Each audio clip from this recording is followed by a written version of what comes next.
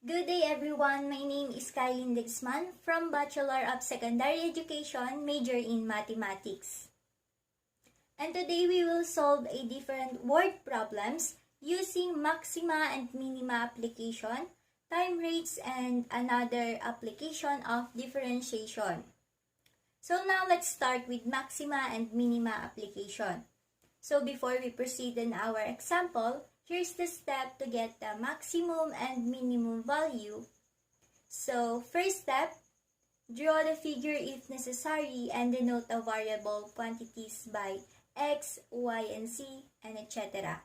Step 2, identify the quantity to be maximized or minimized and express it in terms of another variable quantities. So last is step 3, find the first derivative and set d over dx is equals to 0. So our first problem is a long strip of a tin is 30 cm wide is to be made into a gutter with rectangular cross-section by turning up equal widths along the edge. Find the depth of the gutter which yields the greatest carrying capacity. So now we already draw the figure on how we visualize the figure in this problem. So this is the rectangular cross-section and this is the two width which will denoted as x that is equally turned up along the edge. So the strip of a tin is 30 cm wide.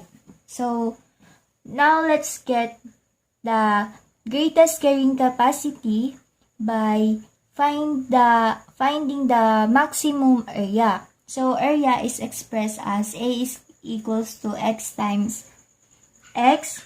But before that, let's get our first equation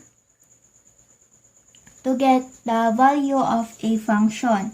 So based on our problem, we have 2x which is our two width and plus y which is the base is equals to 30 cm.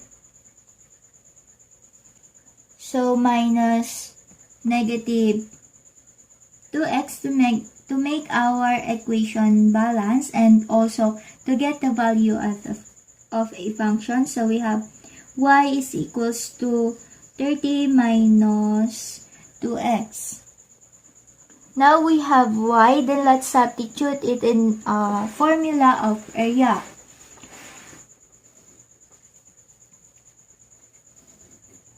So we have A is equals to x times 30 minus 2x. So let's distribute this x. So we have x times 30 is equals to 30x and x times negative 2x is negative 2x squared. Now let's get the first, so let's differentiate this equation. So we have derivative of area over dx is equals to 30 minus 4x. And let dA dx over dx is equals to 0. So we have 30 minus 4x is equals to 0. Let's minus 30 both sides to make our equation balance and to get the value of a function and also to know the greatest carrying capacity. So we have negative 4x is equals to negative 30 divided by 4 is equals to x is equals to positive 7.5 cm. Therefore, the depth of the gutter which yields the greatest carrying capacity is 7.5 cm.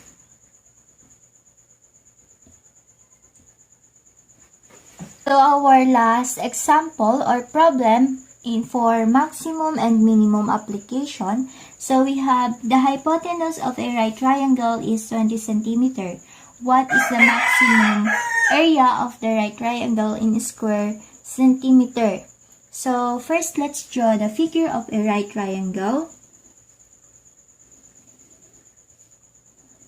So let's denote our triangle as y, x, and our hypotenuse is 20 centimeter. So to get the maximum area, let's differentiate the first equation, which is x squared plus y squared is equals to 20 centimeter squared is equals to 400. We use the formula of a triangle, which is the a squared plus b squared is equals to c squared, but we denote our variable as x, y, and z. So we have x squared plus y squared is equals to 20 squared is equals to 400. And now let's differentiate our first example. So we have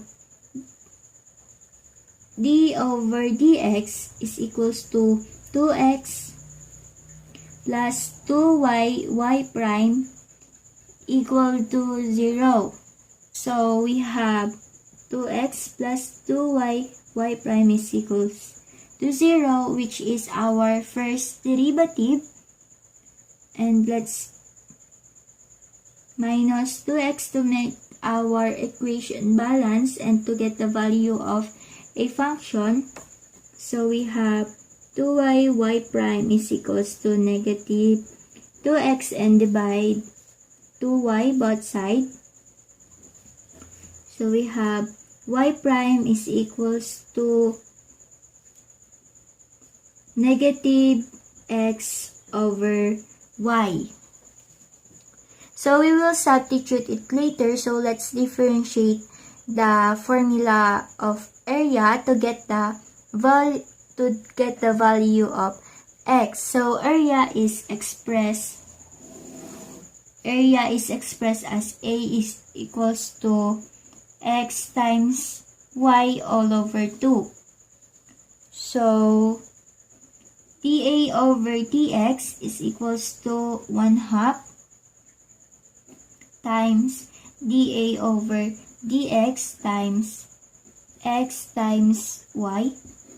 So let's apply the product rule. So we have dA over dx is equals to 1/2 times dA over dx times x times y prime plus dA over dx is y times 1, and this is equals to 0. So our dA over dx is equals to 0. So we have 1/2 times x y prime times y prime plus y, then equals to 0. Now let's substitute 1/2. So we have 1/2 x y prime plus 1/2 y equal to 0, and minus 1/2 both sides to make our 1/2 y both sides to make our equation balance and to get the value of a function. So we have 1/2 x times x y is equals to negative 1/2 y. Then let's divide negative 1/2 x both sides.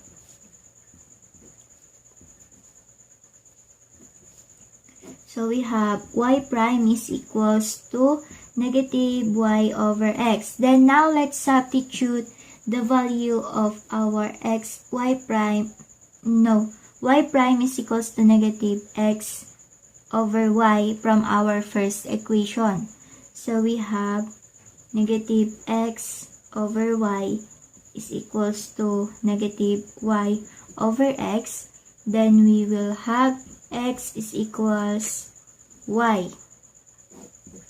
Therefore, it means that the value of our x and y are equal or same.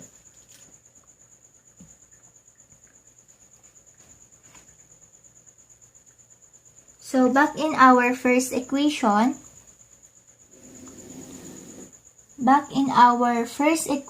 which is x squared plus y squared is equals to 400.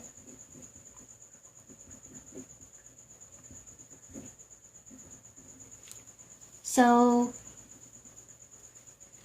let's evaluate this, and to get first the value of x, so we have 2x squared is equals to 400 and divide to both sides. So we have x squared is equals to 200 square root both sides to get rid the exponent of x. So we have x is equals to 14.4. So same procedure as x, because from our second equation, x is equals y is equals, therefore the value of x also is 14.4. So back in our formula of area, which is A is equals to x times y over 2, let's substitute the value of x, which is 14.14. So we have A is equals to 14.14 times 14.14 divided by 2. So our area is equals to 100 centimeters squared. So therefore, the maximum area of right triangle in square centimeter is 100 centimeters squared. Now let's solve time rates, but for that, the steps in solving time rates are: step 1, illustrate the figure if necessary. Step 2, make equation based on the condition in the problem. And step 3, differentiate with respect to t or time. So last, step 4, substitute the condition and solve for what is required. So now let's have an example. So our first problem in time rates, so we have if the radius of circle increase at a rate of 0.01 inches per second, find the rate of area when radius is 3 inches long. So let's draw a circle. So let's imagine that this is perfect circle and this is the radius, which based on our problem is 3 inches. So let r is equals to radius, which is 3 inches, and rate of change of radius is equals to 0.01 inches per second. And our required rate of change to area of circle is dA is equals to unknown. So we have a formula of circle, which is A is equals to pi r squared. Based on our problem, we are dealing with the area of a circle, so we have A is equals to pi r squared. Then let's differentiate it. So we will have derivative of area over dx is equals to pi times 2 r times dr over dt. So let's substitute the given values from our problem, which is the dA over dx is equals to pi times 2 times the radius, which is 3 inches, times the rate of change, which is 0.01. So we have, let's simplify, so let's evaluate this equation. So we have 0.19. So therefore, the area is changing at the rate of 0.19 inches per second. Second problem in for time rates is the leg of right triangle is always 6 feet long and other leg is increasing at a rate of 2 feet per second. Find the rate of change of hypotenuse when it is 10 feet long. So let's draw the figure of a right triangle. So based on our problem, the other leg is 6 feet long and our hypotenuse is 10 feet. So we have other leg is unknown, but it is increasing at a rate of 2 feet per second, and we have to find out the rate of change of hypotenuse when it is 10 feet long. But first, let's find the value of our x or the value of other leg. So we have x is equals to unknown, but its the rate of change is equals to 2 feet per second. So we have y, which is equals to 6 feet, and h or our hypotenuse is 10 feet. Now let's apply the Pythagorean theorem, which is c is equals to square root of a squared plus b squared, but we denote our variable as h. H is equals to square root of x squared plus y squared. So first, let's solve the value of x by substituting the given values from our problem. So we have x is equals to square root of 10 squared minus 6 squared. We have square root of 100 minus 36, and it is equals to 8 feet. So it means that the other value of our other leg is 8 feet. So let's get the derivative of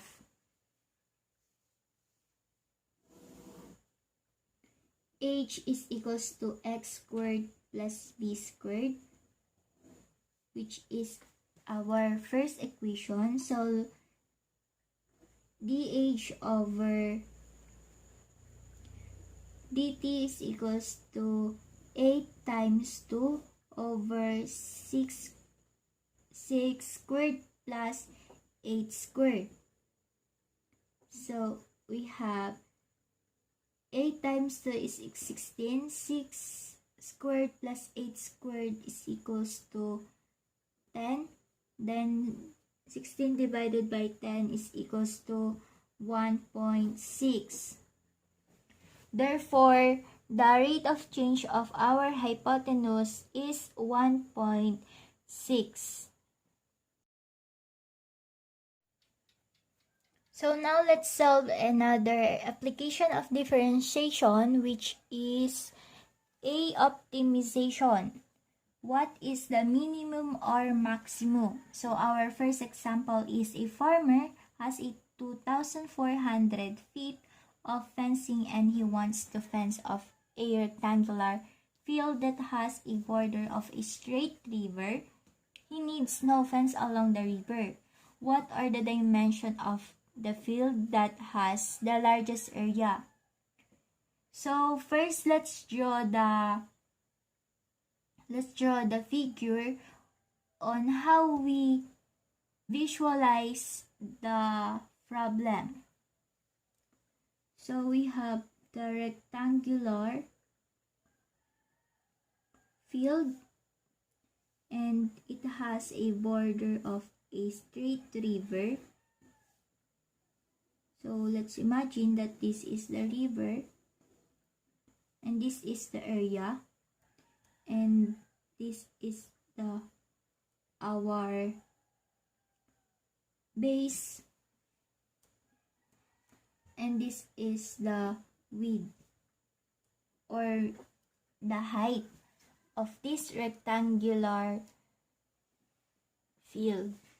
So we have a given perimeter fencing of 2,000, and we need to maximize or minimize the area. So area is expressed as A is equals to X times Y, which is A is equals to base times height. But before that, let's evaluate the given values to get one of the values of our variable. So we have the width, which is and denote as X. So we have 2X,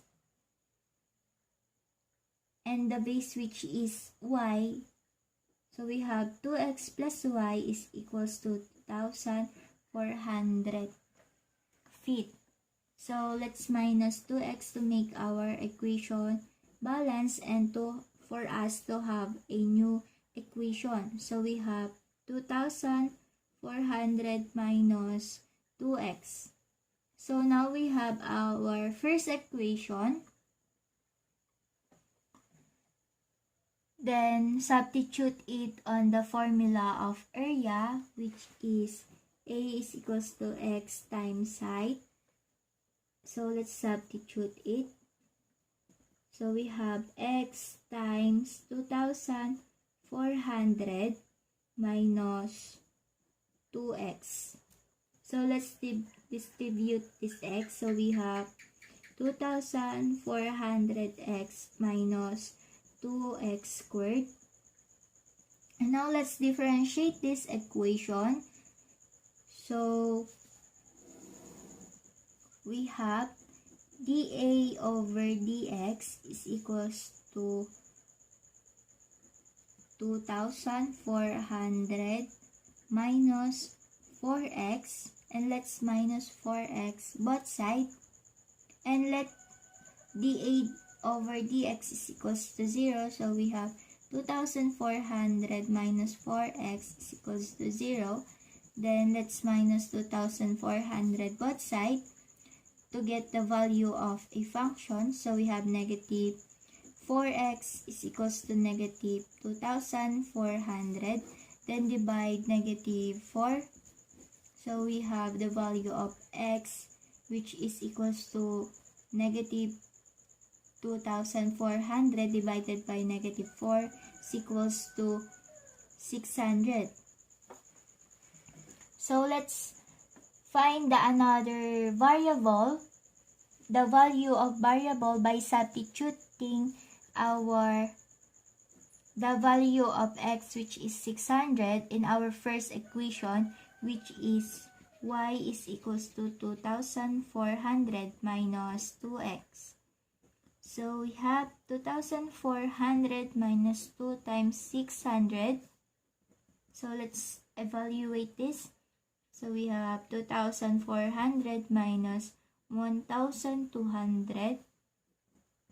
The 2,400 minus 1,200 is equals to 1,200. Therefore, the rectangular field should be a 600 feet and wide, 600 feet wide and 1,200 feet long.